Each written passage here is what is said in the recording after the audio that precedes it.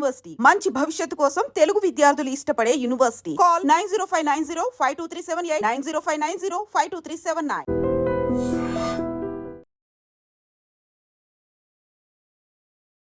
వ్యాఖ్యలు ముఖ్యంగా రేవంత్ సర్కార్ని ఉద్దేశించి అసలు మీ ప్రభుత్వం ఎన్ని రోజులు ఉంటుందో మీకే తెలియదు, ఒక 5-6 నెలల్లో మీ పార్టీ ఖచ్చితంగా పడిపోతుంది, రాబోయేది మా ప్రభుత్వమే తెలంగాణలో అని ఆయన చేసిన వ్యాఖ్యలు పెద్ద చర్చకే దారితీశాయి. అంటే ఇటువైపు కేసుల వంకతో బీఆర్ఎస్ని బలహీనపరిచి ఇటువైపు కాంగ్రెస్లో ఉన్న లుకలుకలను అడ్డం పెట్టుకొని తెలంగాణలో బలపడేందుకు ప్రయత్నిస్తోందా బీజేపీ? చేయొచ్చండి. ఇప్పుడు ఏంటంటే BJP can do anything. Federal వ్యవస్థ వాళ్ళ చేతిలో ఉంది, మొత్తం అంతా మన గవర్నర్స్ వ్యవస్థ ఉంది, కూలగొట్టగలుగుతారు, చేయగలుగుతారు. మరి కేసీఆర్ హయాంలో మధ్యలో మనం ఎంపీలని ఫామ్ హౌస్లో కొనడానికి చేసిన ప్రయత్నాలు మనం చూసాం. ఒక స్వామీజీ వచ్చి కొనటం ప్రయత్నాలు చూసాం. ఆ కేసు ఎక్కడ పోయిందో మనకు తెలియదు, ఇంతవరకు అది ఏమైపోయిందో కూడా తెలియదు, ఆయన ఏమైనా కూడా తెలియదు అంతా, అసలు అందరూ మర్చిపోయాం ఆయన్ని. So they can do. అందులో ఇప్పుడున్న దాంట్లో ఏంటంటే ఈయన ఏదో పట్టుకుని మన రేవంత్ రెడ్డి గారు ప్రయత్నాలు చేస్తున్నాడే కానీ వెనకాల డిసిడెంట్స్ చాలామంది ఉన్నారు ఆయనకి. ఎందుకంటే కాంగ్రెస్లో ఎప్పుడు కూడా లుకలుకలు ఎక్కువనే ఉంటాయి. వీళ్ళ దగ్గర ఏంటంటే ముందు నుంచి కూడా అదే సమస్య ఉంటుంది. పార్టీ సెక్యులర్ ఉండి కొంచెం ఎంత ఉన్నా కానీ మొదటి నుంచి కూడా ఏంటంటే పార్టీలు మన నాయకత్వాన్ని మార్చే అలవాటు కాంగ్రెస్కి ఉంటుంది. అందుకనే కదా అప్పుడు ఎన్టీ రామారావు గారు వచ్చిందే ఆత్మగౌరవం మీద వచ్చాడు. 3 నెలలకి 6 నెలలకి సీఎంలు మారుస్తుంటేనే ఆయన వచ్చేసి తెలంగాణ తెలుగువారి ఆత్మగౌరవం ఏంటి అని చెప్పి ఆయన రావడం జరిగింది.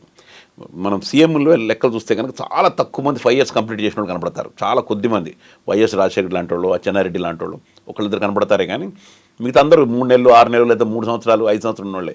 సో ఈయన దగ్గరికి వచ్చినప్పుడు ఏంటంటే ఈయన వేరే పార్టీలు దాదాపు అన్ని పార్టీలు మారొచ్చినాడే, ఈయనవి తక్కువేం కాదు కదా రేవంత్ రెడ్డి గారు. చివరికి వచ్చింది దీంట్లో నుంచి తెలుగుదేశం నుంచి ఇక్కడికి వచ్చాడు. అంతకుముందు వేరే పార్టీలు ఉన్నాడే, బీజేపీ బేస్ ఉందని కూడా అంటారు, అన్నీ ఉన్నాయో తెలిసిందే ఆయన్ని.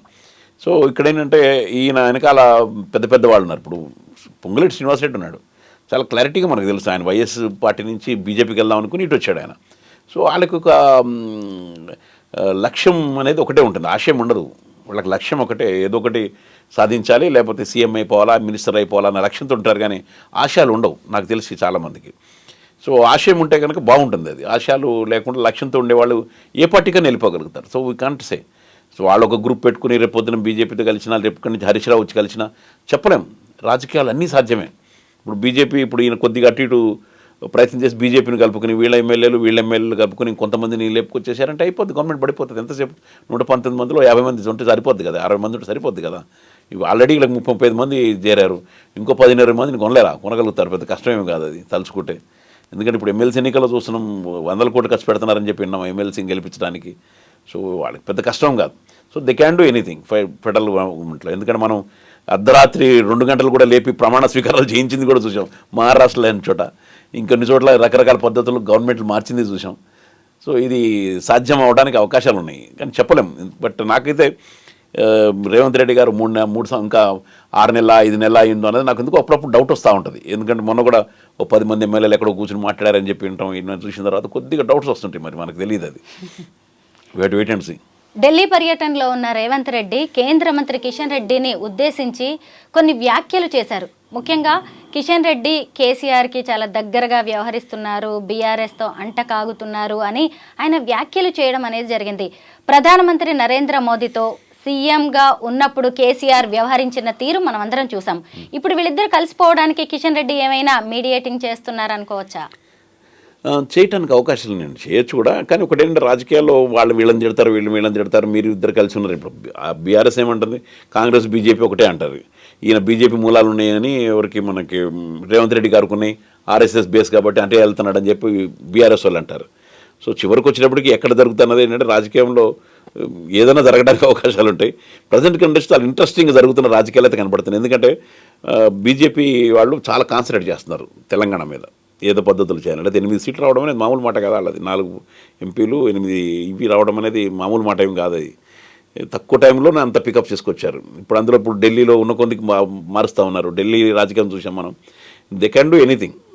కాబట్టి ఏంటంటే నేను ఢిల్లీది మేము ఊహించిందే, పెద్ద నాకేమో ఆశ్చర్యం అనిపించలే, కొద్దిగా ఏదో మనసులో మాత్రం అంతా ఉన్నా కానీ. ఎందుకంటే వీళ్ళు మహారాష్ట్ర ఎన్నికలు చూడండి, జస్ట్ 5 సంవత్సరాల్లో ఒక 80 లక్షల మంది యాడ్ అవుతే 40 లక్షల మంది ఒక 4 నెలల్లో యాడ్ అయిపోయారు. ఎక్కడి నుంచి వచ్చారు ఆ ఓటర్లేమో అర్థం కాదు. ఢిల్లీలో 4 లక్షల ఓట్లు యాడ్ చేశారు, ఎక్కడి నుంచి వచ్చినా తెలియదు, డెలిషన్ చేశారు. So they can do anything. నేనేమి ఈవీఎంలు అనను, కానీ ఈవీఎంలు కొద్ది మాత్రం చేయగలగడానికి అవకాశాలు ఉంటాయి, కానీ పెద్ద ఎత్తున చేయలేరు వాటిని. బట్ ఓట్లని డెలిషన్ మాత్రం చేయగలుగుతారు. ఎందుకంటే నేను ఇక్కడ తెలంగాణ ఎన్నికల్లో ఒకసారి చూశాను, 2018లో మహాకూటమి మేము ఏర్పాటు చేసి సిపిఐ తరఫున మేము వర్క్ చేస్తున్నాం. అప్పుడు 25 లక్షల ఓట్లు పోయి మేము గొడవలు చేశాం, చాలా పెద్ద ధర్నా కూడా చేశాం, అన్ని పార్టీలను కలుపుకొని నేను ప్రొటెస్ట్ చేశాం. రజత్ కుమార్ గారు అప్పుడు ఉండే ఎలక్షన్ దాంట్లో చేస్తే ఏం లేదు మేమంతా బాగా చేస్తున్నాం అన్నాడు. ఎలక్షన్లు అయిపోయిన తర్వాత మొత్తం అందరు బూతులకి వెళ్ళి తిరిగి వచ్చి అందరు తిట్టడం మొదలుపెట్టారు.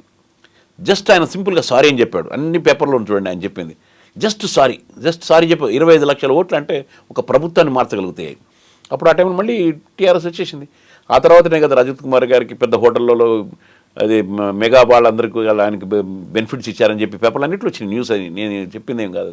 సో అటువంటి మార్పులు జరుగుతాయి. ఇప్పుడు ఢిల్లీ ఎన్నికల కమిషన్ కూడా అంతే, సెంట్రల్ ఎన్నికల కమిషన్ మొన్నటి వరకు రాజ్ కుమార్ గారు వాడినది కూడా ఇదే చేంజెస్ జరిగినాయి అని చెప్పని ఇప్పుడు ఇంకొక ఆయన పెట్టారు. అంటే సుప్రీంకోర్టు ఇచ్చిన ఆర్డర్ను కూడా తీసేసి, సుప్రీంకోర్టు జడ్జిని తీసేసి మన అమిత్ షా గారిని తీసుకొచ్చి సెలక్షన్ కమిటీలో పెట్టుకున్నారు. జ్ఞానేష్ కుమార్ గారిని చేసేసారు, అది వద్దని చెప్పి ఆగుదామన్నా కానీ కోర్టులో కేసున్నా కానీ. So they can do anything. మొత్తం వ్యవస్థనే వాళ్ళ చేతిలో పెట్టేసుకున్నారు. తీసుకుని సుప్రీంకోర్టు జడ్జిలు రామజన్మభూమి వెరడిక్ట్ ఇచ్చిన వాళ్ళని తీసుకొచ్చి ఒక ఆయన జడ్జిని చేశారు, ఇంకో ఆయన తీసుకొచ్చి గవర్నర్ని చేశారు. వాస్తవాలు కదా ఇవన్నీ, నేనేమి గబుక్కుని మాట్లాడుతున్నాను కదా. So they can do anything. దాంట్లో ఎన్నైనా మార్చగలుగుతారు, ఏమన్నా చేయగలుగుతారు. అధికారం కోసం ఏమన్నా చేయడానికి కూడా మనం చూస్తూనే ఉన్నామని. ఆప్ రాజ్యసభ ఎంపీ స్వాతి మలివాల్ ఈ మధ్య రేఖా గుప్తా ప్రమాణ స్వీకారానికి కూడా వెళ్లారు. పైగా ఆప్ మీద పదే విమర్శలు చేస్తున్నారు. కేజ్రీవాల్ బెయిల్ మీద బయటకు వచ్చిన తర్వాత వారిద్దరి మధ్య జరిగిన గొడవ సంగతి కూడా అందరికీ తెలిసిందే. పైగా కాంగ్రెస్ ని మోసం చేసింది, పొత్తు పెట్టుకోకుండా ఆప్ అంటూ కూడా ఆవిడ ఆరోపణలు చేశారు. స్వాతి మలివాల్ వ్యవహారాన్ని మనం ఎలా చూడాలి? ఆమె పార్టీ నుంచి బయటికి వస్తారు, పైగా రాజ్యసభ సభ్యత్వానికి రాజీనామా చేస్తారు అనే వార్తలు కూడా వచ్చాయి, కానీ ఖచ్చితంగా నేను చెయ్యను అని ఆమె చెబుతున్నారు. మరి మీ సొంత పార్టీ వాళ్లే ఇలా ఎదురు తిరుగుతున్నప్పుడు ఏంటి పరిస్థితి? అంటే ఒకటి, ఆమె స్వాతి మలివాల్ నాకు తెలిసి ఎక్కువ పొజెసివ్ ఉండే. ఎందుకంటే 2006 నుంచి స్వాతి మలివాల్ గారు కేజ్రీవాల్తో గారు పనిచేశారు, చిన్నప్పటి నుంచి చేసింది ఆమె. తర్వాత కొంచెం ఎసెంట్రిక్ అయినట్టుగా నేను చూశాను. గొడవపడే రాజ్యసభ సీటు తీసుకుందామే నాకు తెలిసి. తర్వాత కూడా సొంత పోకడలు పోవడం, తర్వాత ఆమె హ్యూమన్ రైట్స్ ఉమెన్స్ రైట్స్ దానికి ఏదో ఉండేది కమిటీ, ఉమెన్స్ దానికి ఏదో ఉండేది, మహిళా కమిషన్ చైర్మన్ ఉండే. అక్కడ కొన్ని కేసులేని ఆ కేసులు బీజేపీ వాళ్ళు పెట్టినాయి, అన్ని కేసులు. దాంట్లో నుంచి తప్పించుకోవడం కొంచెం కష్టంగా ఉంది ఆమెకి. సో ఆ టైంలో కొద్దిగా మార్పులు ఆమె దగ్గర కనపడ్డాయి, ఆమె కొంచెం చేంజెస్, ఆమె కొంచెం ఒంటెద్దు పోకడలు. ఆ టైంలోనే అక్కడ ఏదో చిన్న గొడవ జరిగి ఉండాలి, మోస్ట్ ప్రాబబ్లీ ఎక్కడో జరిగి ఉండాలి. ఎందుకు జరిగింది ఏంటన్నది అయితే కనుక అప్పటికైతే చేయలేదు నాకు తెలిసి. ఆ రోజు స్టోరీ అంతా చూసినా ఆ రోజు కంప్లైంట్ చేయలేదు ఆమె. 4 days తర్వాత కుంటు వచ్చి కంప్లైంట్ చేసింది. ఆ రోజు వెళ్ళిపోవడం అంతా బాగానే వెళ్ళిపోయింది, గొడవ అయింది అన్నది వెళ్ళిపోయారు. అక్కడ లోపల ఇంటర్నల్గా ఏం జరిగిందో మనకు తెలియదు అది. సో బట్ 4 రోజుల తర్వాత మళ్ళీ వెళ్ళిపోయి నన్ను ఇట్లా కొట్టారు, బాగా కింద పడేసి గుద్దారు, అది అని చెప్పి పోలీస్ స్టేషన్లో కంప్లైంట్ ఇచ్చింది ఆమె. సో అదే నాకు కొంచెం అర్థం కాని విషయం. సో తర్వాత మనకు తెలిసిందంటే, సో షీఈ్ ఇండివిజువల్గా అట్లా చేసింది అని. తర్వాత నా దాని ప్రకారమే నాకు వచ్చింది, రాజ్యసభ మెంబర్ని చేయనని చెప్పి ఇంటికి వెళ్ళింది. సర్ప్రైజింగ్ ఏంటంటే ఆ రోజు వెళ్ళిన రోజు వరకు కూడా ఎప్పుడు కూడా ఆమ్ ఆద్మీ పార్టీ మీద వ్యతిరేకంగా మాట్లాడలేదు. ఇంటర్నల్లో కూడా మాట్లాడలేదు, బయట మాట్లాడలేదు. ఇంటర్నల్గా కూడా అసలు ఆమ్ ఆద్మీ పార్టీలో ఇట్లాంటి ప్రాబ్లమ్స్ అవుతున్నాయని కూడా ఎప్పుడు ఆమె మాట్లాడింది కూడా లేదు. సడన్గా ఆ నెక్స్ట్ డే నుంచి పార్టీ మీద బురద జల్లడం మొదలుపెట్టేసింది. అసలు మొత్తం పార్టీ భ్రష్టు పట్టిందని, ఆమె ఈయన ఇట్లా చేస్తున్నాడని, ఇట్లా పార్టీ మొత్తం ఇట్లా అయిపోయిందని నెక్స్ట్ డే నుంచి మొదలుపెట్టింది. మరి ఇంటర్నల్గా అయితే మాట్లాడి ఉండాలి కదా. ఇప్పుడు నేను కమ్యూనిస్ట్ పార్టీ నుంచి నేను బయటకు వచ్చానండి. నేను దాదాపు 15 సంవత్సరాలు నేను మాట్లాడితేనే వచ్చాను. నేను ప్రతి చోట నా రికార్డింగ్స్ ఉంటాయి, మేము చెప్పిన మాటలు అన్నింటిలో మా మీటింగ్లలో ఉంటాయి మేము చెప్పినవి. అట్లా ఎప్పుడు మాట్లాడింది లేదు ఆమె. ఇప్పుడు తను చెప్పినప్పుడు సడన్గా ఒక్క రోజులు ఎందుకు మారింది అన్నదే నాకు ఆశ్చర్యకరమైన విషయం. అది అక్కడి నుంచి దుమ్మెత్తి పోయడం మొదలుపెట్టింది, ఇక పార్టీనే తిట్టడం మొదలుపెట్టింది, కొద్దిగా అడ్వాన్స్గా చేసింది. ఏం చేసినా కానీ ఒకటి అక్కడ జరిగింది ఏంటంటే జస్ట్ 2% ఓట్స్ మనకంతా. వీళ్ళంతా ఇన్ని కష్టాలు పడి ఇంత చేసి కాంగ్రెస్ వ్యతిరేకించిన, ఎందుకంటే కాంగ్రెస్ ఇప్పుడు ఆమె స్వాతి మలివాల్ కాంగ్రెస్ పొత్తు పెట్టుకోవడం వల్ల అని చెప్పన్నది కదా. కాంగ్రెస్ వాళ్ళు ఏంటంటే అక్కడ మెయిన్ వాళ్ళకి మన రాహుల్ గాంధీ గారికి కానీ కాంగ్రెస్కి ఏంటంటే వాళ్ళకి రేపు పొద్దున 2029 టార్గెట్ వాళ్ళది. మొన్నటి ఎన్నికలు కూడా టార్గెట్ కాదు. మీరు అబ్జర్వ్ చేశారు లేదు, మొన్నటిసారి ఓడిపోయినప్పుడు ఎవరు బాధపడలేదు, దే ఆర్ వెరీ హ్యాపీ. అందుకనే కదా మన అమిత్ షా గారు ఏంటి మీరు ఓడిపోయినా సంతోషంగా ఉన్నారు ఏంటి అన్నారు. ఎందుకంటే ఇప్పుడు కండిషన్స్లో ప్రభుత్వాన్ని డీల్ చేయడం కష్టమని వాళ్ళకి తెలుసు. ఇంకా వరస్ట్ అవుద్ది రేపు పొద్దున 2029కి వచ్చాడు, ఇంకా యాంటీ ఇన్కంపరెన్స్ పెరుగుద్ది, ఇంకా వరస్ట్ అవుద్ది, ఇంకా కొట్లాటలు గొడవలు మత విద్వేషాలు పెరుగుతాయి. ఇంకా అప్పుడు మళ్ళీ ప్రజలందరూ రియలైజ్ అవుతారనేది వాళ్ళకు ఒక అంచనా ఉంది 2029. అప్పుడు ఇంకో క్యాండిడేట్ ఉండకూడదు వాళ్ళకి. ఫర్దర్గా క్యాండిడేట్ వచ్చేటప్పుడు కేజ్రీవాల్ గారు గెలిచి మళ్ళీ ఇక్కడికి వచ్చి మళ్ళీ నిలబడితే కనుక రేపు మనం ఈ మధ్య కాలంలో పేపర్లు అన్నీ చెప్పినట్టుగా థర్డ్ ఆల్టర్నేట్గా కేజ్రీవాల్ గారు వస్తారు. న్యాచురల్గా కేజ్రీవాల్కి ఛాన్సెస్ వచ్చేస్తాయి. ఎందుకంటే మిగతా పార్టీలన్నీ కూడా కేజ్రీవాల్కి సపోర్ట్ చేస్తాయి. కాంగ్రెస్ ఏకాకి అయిపోతే లేదు, కాంగ్రెస్ తప్పనిసరిగా సపోర్ట్ చేయాల్సిందే. సో అందువల్ల ఏంటంటే ఈయన ఓడగొట్టాలి అన్నది మాత్రమే వాళ్ళ టార్గెట్ ఉండే. అందుకని హర్యానాలో పొత్తు పెట్టుకోవాలి. మేము ఈవెన్ 3 సీట్లకు కూడా అన్నా కానీ వాళ్ళు పెద్ద దిగి రాలేదు. దాంతో యాంటీ చేయడాలు మళ్ళీ ఇక్కడికి వచ్చినప్పటికి టోటల్గా తిట్టడమే మొదలుపెట్టారు. మళ్ళీ ఆయన ఆఖరికి రాహుల్ గాంధీతో సహా ఆయన కూడా శీష్మాలు ఎత్తాడు, ఆయన కూడా వాటర్ పడబడినాడు, ఆయన కూడా యమునా నదికి వెళ్ళి చూద్దాం బురద నీళ్ళని చెప్పి ఆయన అన్నాడు. రియాలిటీలు అందరికి తెలిసినా కానీ ఆయన బురద చల్లడం మొదలుపెట్టారు వాళ్ళు. సో అక్కడ వాళ్ళు వ్యతిరేకం చేసేటప్పటికి ఏమైంది, మాకు రావాల్సిన కొన్ని ఓట్లు కూడా లాక్కెళ్ళిపోయారు అటు. దానివల్ల ఓడిపోవడం దాదాపు 15 సీట్లలో కాంగ్రెస్ వల్ల ఓడిపోవడం జరిగింది. అంటే మనం కొట్టుకుని బీజేపీకి చేతి పెట్టాం. But they are happy for that. Congress వాళ్ళు హ్యాపీ. ఎందుకంటే కేజ్రీవాల్ని కింద కూర్చోపెట్టగలిగామా, రేపు పొద్దున ఆల్టర్నేట్ రాడు కదా 2029కి అన్నది వాళ్ళ దృష్టి. రేపు మేమే సీఎం పిఎం క్యాండిడేట్ అనుకుంటున్నాడు. ఏమైనా మాకేంటంటే నేను ఈ ఎన్నికల తర్వాత మేము ఫీల్ అయింది, మేము విశ్లేషించింది ఏంటంటే కేజ్రీవాల్ గారికి సమయం దొరుకుతుంది కాబట్టి త్రూఅవుట్ ఇండియా తిరిగి ఆర్గనైజేషన్ బిల్డప్ చేద్దామని. ఎందుకంటే వితిన్ 3 monthsలో ఢిల్లీ పీఠాన్ని ఎక్కాడు. 5 yearsలో 2 రాష్ట్రాల్లో అధికారానికి వచ్చాం. 7-8 సంవత్సరాలు ఇంకా మిగతా రాష్ట్రాలు వెళ్ళగలిగింది. ఇప్పుడు కనుక వర్క్ చేయడం మొదలు పెట్టగలిగితే ఇంకో 4 సంవత్సరాల్లో నేషనల్ వైడ్గా అంటే ఒకటే ఇప్పుడు మనం అన్నది రాజ్యాంగం ప్రకారం అండి, మనకి మన హక్కులు కొన్ని మినిమం ఉన్నాయి. ఈవెన్ వాటర్ కానీ ఇవన్నీ కూడా మన రాజ్యాంగం 21 అధికారం ప్రకారం అందరికీ మినిమంగా అందాలి. మినిమం బతకడానికి, గాలి పీల్చడానికి, వాడు పని చేయడానికి, లేచి నిలపడానికి మినిమం వర్కర్స్కి. ఎందుకంటే మనకి పావర్టీ చాలా ఉంది. సో వీళ్ళందరికీ మినిమం ఫెసిలిటీస్ మనం తప్పనిసరిగా కల్పించాలి. ఇది కల్పించమని డిమాండ్ చేస్తాం. ఢిల్లీలో మేమైతే మోడల్ పెట్టామో ఆ మోడల్ అందరికీ వెళ్ళాలి.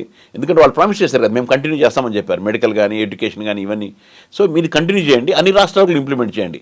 ఆమ్ Aadmi Party will not enter in to the politics. Kejriwal గారు చెప్పిన మాట నేను చెప్పేది. మేము అక్కర్లేదు కదా, అంత బాగుండి అంత అవినీతి పోయి అంత బాగుంటే ఎందుకు వస్తుంది ఇంకా ఆమ్ ఆద్మీ పార్టీ? మీరు చేయండి, లేదా వీ విల్ ఎంటర్ అని చెప్పని మేము ఒక ప్రచారం మొదలు పెడతాం. తర్వాత ఇప్పుడు ఏదైతే కాగ్ రిపోర్ట్ అన్నారు పెట్టారు, తెలిసిపోద్ది అది. రేపొద్దున ఇంకో 100 కోట్ల కుంభకోణం బయట తీయాలి వీళ్ళు. 100 కోట్లు కూడా ఎక్కడ పోయినాయి? ఇప్పుడు 100 కోట్లు మానేసి ఇప్పుడు 2,000 కోట్లు పైకొచ్చారు. సో ఇవన్నీ ఎక్కడైనా బయట పెట్టండి. బయట పెడితే ఆమ్ ఆద్మీ పార్టీని తాళం వేసి కూర్చుంటాం కావాలంటే. We don't have any objection. లేదా మీరు రాజీనామా చేయాలి.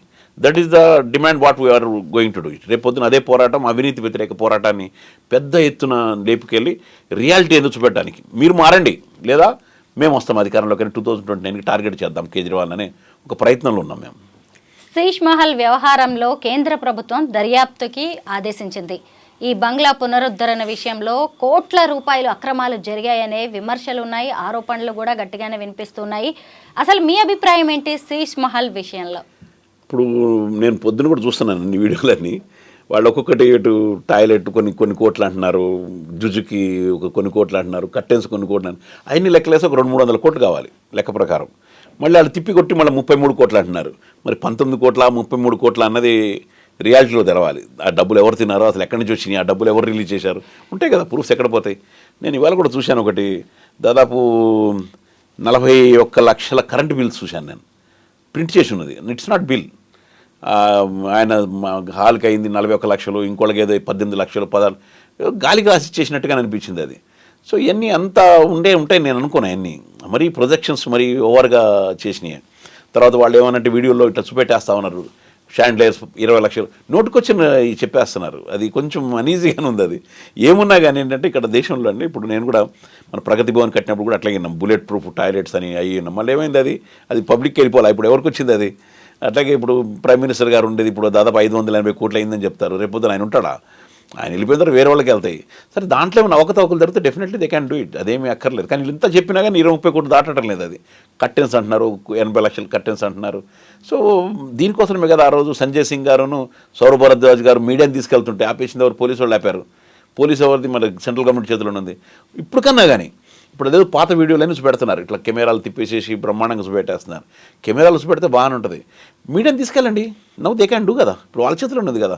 ఇప్పుడు మన కేజ్రీవాల్ గారు దిగిపోయిన మరుక్షణం తాళాలు అప్పచెప్పి బయటకు వచ్చేసాడు ఇంట్లోంచి. మీరు తీసుకెళ్ళండి, ఇప్పుడు కూడా ఇట్స్ ఓపెన్ కదా. ఇప్పుడు ఎందుకు చూపెట్టలేదు? ఏదో పాత వీడియోను తిప్పి ఎందుకు చూపెడుతున్నారు? అది మీడియాని తీసుకెళ్ళండి. ఆ తర్వాత ప్రైమ్ మినిస్టర్ గారి దాన్ని కూడా తీసుకెళ్ళండి. ఆయన దగ్గర జుజుకి పెద్దదా, ఇక్కడ జుజుకి పెద్దదా, ఇక్కడ స్టీమ్ బాత్ పెద్దదా, అక్కడ స్టీమ్ బాత్ పెద్దదా, కంపేర్ చేయమనండి. ఇప్పుడు అనేది ఉండటం లేదు, సరే ఉండకపోయినా కానీ మీరు అన్న దాని ప్రకారంగా తెచ్చిపెట్టచ్చు కదా. ఇట్స్ ఓపెన్ కదా, వాళ్ళ చేతిలోనే ఉంది కదా. వాళ్ళు కెమెరామెన్ 10 మంది మీడియాని తీసుకెళ్ళి వాళ్ళే రిలీజ్ చేయొచ్చు కదా. పాత వీడియోలు తిప్పుతున్నారు, ఈ రోజు కూడా పాత వీడియోలో తిప్పుతున్నారు. నేను పొద్దున కూడా వస్తుంటే కూడా చూసిన అదే పాత వీడియోని తిప్పుతున్నారు. అదే పాత వీడియో చూశారు, అది ఇది అని చెప్పి బాత్రూంలో కూడా 20 లక్షల శాండ్లైర్ ఉందని మరీ చెప్పడానికి కూడా ఉండాలి కదా. అది వస్తుంది. తమ అక్రమాలు బయటకు వస్తాయని కాగ్ రిపోర్టును కొన్నేళ్లుగా కేజ్రీవాల్ బయటకు రాకుండా తొక్కిపెట్టారు అనే ఊహాగానాలు, వార్తలు అయితే గట్టిగానే వినిపిస్తున్నాయి. ఇంకొక వైపు చూసినప్పుడు ఇప్పుడు కాగ్ రిపోర్టు బయట పెట్టడంతోనే ఢిల్లీ లిక్కర్ స్కామ్ మళ్ళీ ఒకసారి బయటికి వచ్చింది. ఇప్పటికే బెయిల్ మీద ఉన్నారు మనీష్ సిసోడియా, కేజ్రీవాల్. ఖచ్చితంగా బీజేపీ మాత్రం దీన్ని పెట్టుకొని వీళ్ళిద్దరిని మళ్ళీ జైలుకి పంపించే అవకాశాలు ఉన్నాయి అనేది అయితే కనిపిస్తుంది. పైగా మీరు బయటకు వచ్చి ఏం చెప్పినా కానీ ప్రజలు నమ్మలేదు అనేది మొన్న బీజేపీకి ఇచ్చిన విజయాన్ని బట్టే అర్థమవుతుంది. మరి ఇప్పుడు ఆప్ ఫ్యూచర్ ప్లాన్స్ ఏంటి అంటే ఒక్కటే, ఇప్పుడు మీరు బీజేపీ విజయం కూడా చెప్తున్నారు, 2% తేడానే మాకు వచ్చింది, జస్ట్ 2% తేడానే. ఎనీహో ఓడిపోయింది వాస్తవమే, నేనేమీ కాదనది. ఇక్కడ ఏంటంటే కాగ్ రిపోర్ట్ కూడా నేను బయట పెట్టడం మేము కాదు, పెట్టింది ఆల్రెడీ వెబ్సైట్లో దాదాపు 4 నెలల నుంచి బయటే ఉంది. అది అందరూ తెలుసు, ఎవ్రీబడి హ్యావ్ ఇట్, అందరి దగ్గర కాపీలు ఉన్నాయి. 4 నెలల క్రితమే వెబ్సైట్లో పెట్టేశారు. మేము బయట పెట్టకపోయింది, మరి బయటకు ఎందుకు వచ్చింది? అది ఆల్రెడీ బయట ఉన్నది. అది ఎటు వచ్చి అసెంబ్లీలో చర్చ చేయడానికి అసెంబ్లీ నడుస్తూనే కదా. మా వాళ్ళందరూ జైళ్ళలో ఉండే, మొన్న బయటకు వచ్చాడు ఆయన కూడా, కేజ్రీవాల్ కూడా వచ్చింది చేయడానికి కూడా ఎక్కడ ఉన్నది. అందులో దాంట్లో ఏమన్నా పెద్ద విపరీతమైనది ఉంటే కనుక ఉండేది. ఇట్స్ పాజిటివ్, నేను చెప్తున్నాను కదా. కాగ్ రిపోర్ట్ అందరూ చదవాలి, అది మంచి రిపోర్ట్. అది నేనేమి మరీ వ్యతిరేకత ఉందని నేనేమి అనుకోవట్లేదు. దాంట్లో కొన్నింటివి తప్పడడం తప్పేం లేదు, దాని మీద విల్ డిస్కస్. ఇప్పుడు దాంట్లో 24 కోట్లది ఒకటి మాఫీ చేశారని ఉంది. ఎందుకంటే ఎయిర్పోర్ట్లో లిక్కర్ షాప్స్ అని ఇప్పుడు లేవు, ఉట్టి ఇంటర్నేషనల్ దాంట్లో తప్ప డొమెస్టిక్ ఎయిర్పోర్ట్స్ అన్ని లిక్కర్ షాప్ తీసేశారు. సో ఆ డబ్బులన్నీ రిటర్న్ వెళ్ళిపోయినాయి అని వాళ్ళ ఎలిగేషన్. చర్చ చేయండి, దాని ఏమున్నది. ఎవరన్నా తిన్నారా ఇండైరెక్ట్గా తెలిసిపోద్ది కదా. దాంట్లో ఎందుకు మాఫీ చేశారంటే కోర్టు ఆర్డర్, అది కోర్టు ఆర్డర్ మీద మాఫీ చేశారు. వేరే రాష్ట్రాలు చేసినట్టుగానే చేశారు, కోవిడ్ టైంలో అయ్యాయి. సో కొన్ని షాప్స్ ఓపెన్ చేయలేదు, దాదాపు 866 షాప్స్ ఏదో ఉంటే 480 షాప్స్ ఏమి ఓపెన్ చేశారు. ఎందుకు చేయలేదు అనేది క్లారిటీ ఉంది కదా అక్కడ. దాంట్లో కట్టాల్సిన డబ్బులు తగ్గినాయి. అంటే ఇప్పుడు దొంగ నోట్లు పట్టుకున్నారు, 22,000 కోట్ల విలువైన దొంగ నోట్లు. అంటే దొంగ నోట్లకి వాల్యూ ఉండదు, బట్ రాస్తారు 2,000 కోట్ల అదిని. గంజాయి 10 లక్షల గంజాయి దొరికిందంటారు. గంజాయికి అమ్మ ఇల్లీగల్, అది అమ్మం. ప్రొజెక్షన్స్ అయ్యి, ఆ ప్రొజెక్షన్స్ పట్టుకుని ఇంత అంటే మనం ఏం చేయలేం. ఇప్పుడు ఆ ప్రొజెక్షన్స్ అయ్యి చేసినవి అన్నీ. కాబట్టి అక్కడ రావాల్సింది రాలేదు అని చెప్పని. నీకు అదే కనుక నేను చెప్పిన ఏదైతే లిక్కర్ పాలసీ కొత్త ఉందో అది నడిచుంటే డెఫినెట్గా ఇంకో 2,000 కోట్ల ప్రాఫిట్స్ పెరిగి ఉండేదే కదా ప్రభుత్వానికి. ఆ రావాల్సింది నష్టపోయాం, అది ఆపింది. నిన్న కూడా నేను డిబేట్లో చూస్తున్నాను, అడుగుతున్నారు మీరు ఆపారు కదా అంటున్నారు. మేము ఆపలేదు, అది ఆపిచ్చారు. దాన్ని ఈడీ, సిబిఐలు, సక్సేనా కలిసి కేసు పెట్టి, వినయ్ సక్సేనా గారు కేసు పెట్టి అరెస్ట్ చేయించి మరి ఆపిచ్చారు. అది తప్పని పరిస్థితిలో ఫోర్స్ఫుల్గా ఆపాల్సి వచ్చింది దాన్ని. అదర్వైజ్ దాన్ని సంతకం పెట్టింది అనిల్ బైజల్, మన ముందు పెట్టింది అనిల్ బైజల్. November 21 నాడు 2021 November 12 అనుకుంటే చేసింది. అది 21లో సంతకం పెట్టింది అనిల్ బైజల్, బీజేపీ గవర్నర్ చేసింది ఆయన సంతకం పెట్టిన తర్వాతనే బయటకు వచ్చింది అది. So everybody is involved in that. దాంట్లో టైం లేదు, దాంట్లో క్లియర్ కట్గానే ఉండింది. దాంట్లో ప్రాఫిట్స్ ఉన్నాయి, ఆ ప్రాఫిట్స్ వచ్చింది. లేకపోతే 4,000 కోట్ల బడ్జెట్ 6,000 ఎక్కడి నుంచి వచ్చినాయి చెప్పండి? 2,000 కోట్లు అయితే వచ్చినాయి కదా. మరి లాస్ ఎక్కడ అయింది? Just it's puzzle. లాస్ అయింది, ఓకే. ఎక్కడ జరిగింది లాస్? ఇంకో రావాల్సిన 2,000 కోట్లు రాలేదు. ప్రాజెక్ట్ నీకు పాలసీ మధ్యలో ఆపారు కాబట్టి, అది ఇంప్లిమెంట్ చేయకుండా ఆపారు కాబట్టి ఇంక 2,000 కోట్లు ఆగినాయి.